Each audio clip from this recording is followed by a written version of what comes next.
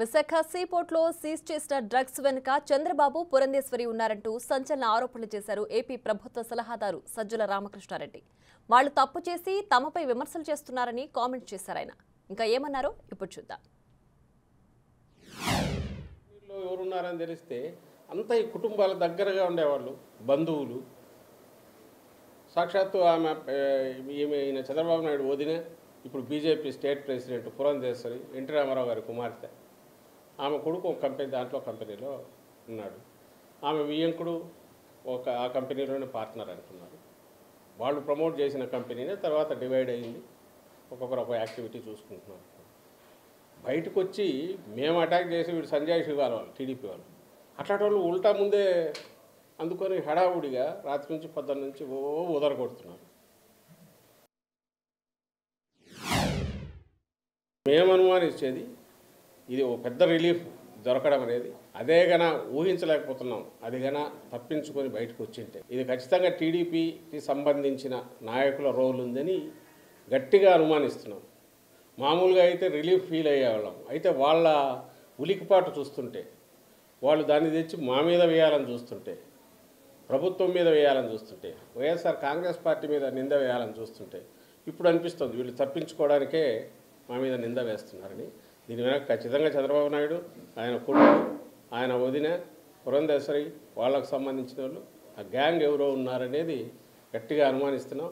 ఆ మేరకు concerned agencies కూడా మేము పిటిషన్లు పెడుతున్నాం. ఐ థింక్ సిబిఐ యాంగిల్లో కూడా చూడాలని మేము భావిస్తున్నాం. ఒక భారీ సినిమా తరహాలో సినిమా పట్టిలో ఇది బయటకు వచ్చింది, పట్టుబడింది. సిబిఐ సెంట్రల్ గవర్నమెంట్ చెందిన సిబిఐ దానికి పట్టుకుంది. ఓ పక్క అది జరుగుతుంటే అసలు వీళ్ళు పెట్టి వాళ్ళు చేస్తున్న ఆరోపణలు పైత్యం ఎక్కడికి పోతుందంటే, సరే సోషల్ మీడియాలో ఎవడో కింద లేయర్లలో ఉండేవాళ్ళు ఏదో చేస్తే ఉంటే పార్టీ అధ్యక్షుడు, ఆ పార్టీ వాళ్ళు పెట్టిన జాతీయ ప్రధాన కార్యదర్శి అతని కొడుకు లోకేష్, వాళ్ళు కూడా ట్వీట్లు పెట్టడం. అసలు చంద్రబాబు నాయుడు ఆయన ముఖ్యమంత్రిగా పనిచేశాడు రాష్ట్రానికి, ఇంతకుముందు చేశాడు. ఈ రాష్ట్రానికి మళ్ళీ కావాలని పగటికలాలు అంటున్నాడు. అతని కొడుకు ఫ్యూచర్లో ఎప్పుడన్నా అయిపోతానేమని అతను పగటికలాలు అంటున్నాడు. ఆ బుద్ధి అన్నా ఉండాలి, కొంత ఇంగితం ఉండాలి కదా. ఏం మాట్లాడుతున్నాము, ఏ స్థాయి వ్యక్తులము, మాట్లాడే ముందు మా స్థాయి కన్నా ఇది సరిపోతుందా, ఫ్యాక్ట్స్ ఏంటి, ఫ్యాక్ట్స్ లేదు మాట్లాడకూడదు అనే కనీస జ్ఞానం, కనీసం ఇంగితం అన్నా ఉండాలిగా. డ్రగ్ రిలేటెడ్ గంజాయి మన స్టేట్లో అంటే గంజాయి మెయిన్, దాని మీదనే ఉండేవాళ్ళు. ఇంతకుముందు టోకెన్గా ఎప్పుడన్నా జరిగేవి, నామకా వస్తే దాడులు జరుగుతుండేవి, తగలబెట్టేవాళ్ళు. మీరు గమనిస్తే ఉమ్మడి స్టేట్లో అట్లాగే ఉండేది. అలా ఇంకా టీడీపీ హయాంలో అయితే అది మామూలు మన పంట మాదిరి పండించినారు. అప్పట్లో టీడీపీ నాయకులే ఒకరి మీద ఒకరు అలిగేషన్స్ కూడా చేసుకున్నారు. ఉత్తరాంధ్రలో వాళ్ళ కన్సర్న్లోనే జరుగుతుంది. 100 కోట్లు సంపాదిస్తున్నారు, 1000 కోట్లు సంపాదిస్తున్నారని చూస్తున్నట్టు చంద్రబాబు నాయుడు కూడా వదిలేస్తున్నారు.